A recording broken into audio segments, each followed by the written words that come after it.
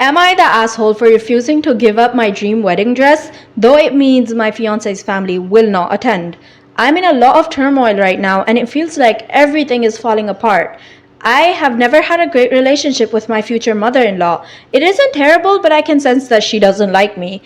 My fiance is very close to his family, so there has been some tension. I didn't invite mother in law wedding dress shopping because our relationship is awkward, but I thought I'd show her a picture to make her feel included. My dress is a beautiful, flowy, beachy dress, but technically not a wedding dress, and could be ordered in color. I bought it from a small local boutique that we both love. Mother in law said that I can't wear that dress because she bought the same one for her 50th birthday, which is in 2 weeks after my wedding. Mother in law does have the dress, though in a mint green color. There is enough detailing that it is still clearly the same dress, and she had the receipt to prove that she got it first. Lavish birthday parties are a thing in our circle, so I know she has invested serious time and money in this party. I said that I'm still going to wear the dress, despite the fact I could easily return it with no loss, because I didn't do this out of malice and I love it. Mother-in-law said she wears it in 2 weeks after I do, and everyone is going to think she's a pathetic and copying her son's wife. I said sorry, but that's not really my problem. Everyone has gone crazy since I said that. His entire side of the family and the friends mother-in-law invited have all backed out of the wedding. So like 15 people, and it will be noticeable.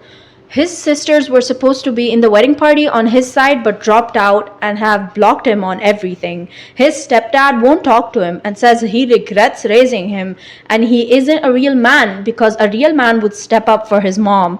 His biological dad is even on mother-in-law's side, which doesn't surprise me because they are good friends. But he called us up to shame us the other night.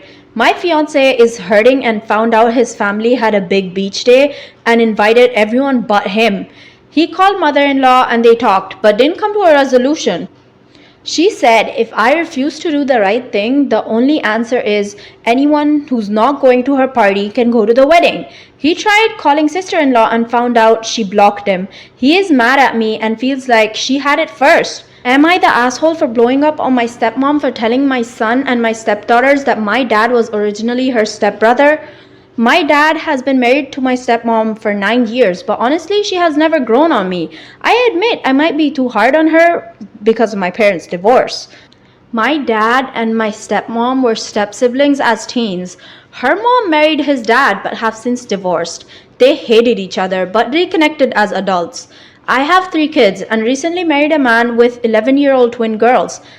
None of the kids' other biological parent is in the picture, and I really view us as one family. There are some growing pains, of course, but we are happy. The other day, I was at my dad's house and the twins were fighting. I told them to stop, and my dad joked about how me and my sister used to fight, and then my stepmom was like, but never as bad as me and you. So the kids were obviously confused. She told them that they used to be step-siblings and then started talking about some of the shit they used to do to each other. Really mean pranks, and I don't need my kids getting any ideas.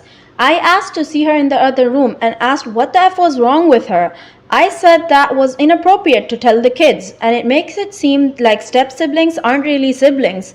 I then said I don't need my kids to know what an awful teenager she was, and it romanticizes how toxic her and my dad used to be. I ended it with think next time, which is probably isn't the nicest thing.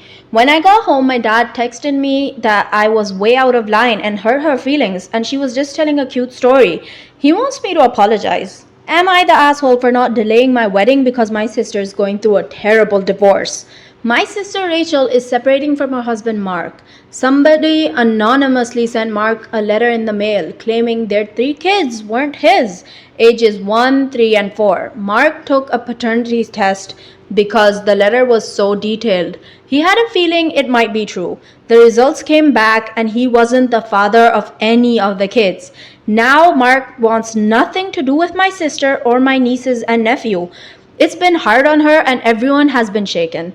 The problem is my fiance and I are getting married soon. Everything is set for the end of October and everyone is excited but Rachel. She told me multiple times to change the wedding date so she can heal from the trauma of her husband abandoning her and their children. I told her no, and she burst into tears, claiming I wasn't being supportive and she wasn't coming. My fiance's family have all booked time off to come to this wedding because they live out of the state. She claims I'm choosing his family over her. Am I the asshole for not wanting my boyfriend's kids to come over anymore? So, 4 years ago, I bought the house of my dreams. I worked extremely hard to be able to afford my home, and I love everything about it. 2 years ago, I met my boyfriend who had recently split from his ex wife. About 2 weeks after that, he started bringing his kids around, age 5 and 7 at the time, and now 9 and 7. I have cleaned out a spare bedroom for them and bought them beds and dressers. My boyfriend's children, however, have a stealing problem, and they have stolen numerous items from me, such as expensive makeup mostly. A few weeks ago, I went into their bedroom, which I usually don't since it's their private space, and I found clothes and trash all over the place, candy wrappers, soda cups, boxes, etc. I told my boyfriend twice I wanted the room cleaned, and needless to say, it never happened. I went in there a few days ago and found out they had drawn on the windowsill and put some sort of foam on the wall where it has now dried. Am I the asshole for saying I don't want them to come over anymore? I feel that they are ruining something I worked so hard for. And at their age, they should know better. My boyfriend is now mad at me because I told him that I'd given them many chances and I'm sick of it. Am I the asshole for not taking my niece back to work at my daycare center after this? I, 36 female, have been running a small daycare center in the city I live in with big demands for childcare. My brother lives in the same city and was complaining about my niece, 20, not finding a job to afford rent. He asked if she could come work at my daycare since she has experience with kids. I agreed to give her and receive help since I needed to hire an additional employee anyway. The first couple of weeks were fine. But days later, she came to me asking for money to buy something that wasn't urgent. But I told her, just like any other employee, she needed to wait till she receives her salary, since it wasn't urgent. She tried to convince me to give her money, but I let her know that work is work, and she's not my niece while she's working, so she had to wait. Days ago, something strange happened. We have a 6-year-old kid who has an iPad that he brings with him every time. When the dad, my client, came to pick his son up, he noticed the iPad was gone. We looked for it everywhere. I asked my employees and no one saw it. I found out my niece was responsible for the kids' care that day, and after I asked her, she said she left it charging, then saw one of my employees take it. My employee swore she didn't touch it and said she saw my niece take it off the charger. The whole argument was she said versus she said. I checked the cameras and saw my niece hide the iPad behind the dumpster near the door. That was it for me. I lashed out at her and said she's not working for me anymore. She cried and begged for me to give her a second chance since she had no choice and did this to get money she needed for rent. I refused to argue with her.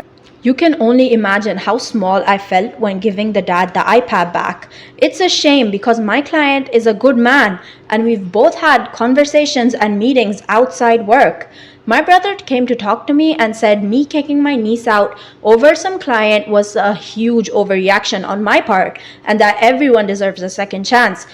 Since my niece has shown how committed she is in other areas at the daycare, I argued that my reputation is all that matters, and if anyone knew about this, I'm screwed. I honestly can't take this risk and rehire her. Besides, the fact that she falsely accused one of my employees of stealing the iPad when it was her who hid it. Then I explained how this made my client feel, which is awful. My brother called me unbelievable for choosing a client's feeling over my relationship with my niece and said I overreacted since my niece apologized and the iPad was returned. He got other family members involved, saying while my niece made a mistake, she's worthy of a second chance. Am I the asshole for leaving my girlfriend at the bar after what she did? I'm 30 male, girlfriend 25, lost her job recently and she's been going out drinking a lot because of it. She'd get heavily drunk and would need me to come pick her up at odd hours when I'm working or sleeping. By the way, I hate going to bars, and one of the reasons is that I'm a recovering alcoholic. No shame in saying it, I'm proud to say that I've been 16 months sober. Not easy, but was able to achieve this goal. It's hard being exposed to alcohol, but I do my best to suck it up and be there for my girlfriend to take her home safe. Last night, she called me at 1 a.m. telling me she drank too much and wanted me to come pick her up and take her home. I drove to the bar she was at and saw her sitting at the counter. I told her it's time to go, but she suddenly started acting weird, yelling, telling me to get away from her and that she didn't know who I was. I told her to stop it, but she kept insisting I wasn't her real boyfriend she was waiting for, and I needed to step away. The bartender noticed and asked if there was a problem. My girlfriend told him to kick me out. I explained I was her boyfriend, and she just kept denying and then laughing. The bartender didn't believe me and told me to leave. Things got heated. I walked out for a few minutes, then back inside to tell her we needed to go. She started laughing, then got a guy who looked like the bouncer, involving him, telling him I was bothering her, and she didn't know who I was. The guy sternly said, "Hey man, you need to leave, or I'll call the cops." After I gave him my identification that belonged to me and my girlfriend, he got loud and insisted. I threw my hands in the air and said, "Okay, fine, I'm leaving. I'm going home without you, Katie." She kept laughing, and I got into my car and left feeling pissed AF. An hour later, one of her friends got her home, and she didn't even seem that drunk. She was mad, asking me why I left her at the bar. I was puzzled. I reminded her of what happened, but she stopped me, saying she knew and was aware, but pulled this as a prank to get a reaction out of me. I was dumbfounded. She said she was joking and couldn't believe I left her there with no way home. I argued this was her fault for how she behaved, and she kept saying it was a prank and I shouldn't have taken it seriously. She ranted about how unreliable I was and how poorly I reacted to a joke. She's still arguing about it, blaming me for it. I get she's going through hard times and wants to chill a little, but I thought her behavior was not okay. We've been together for 5 years, and this is the first time she does something like this. And I thought she may not be thinking rationally due to her struggle with losing her job. By the way, she's not a heavy drinker, but after losing her job, she started drinking often.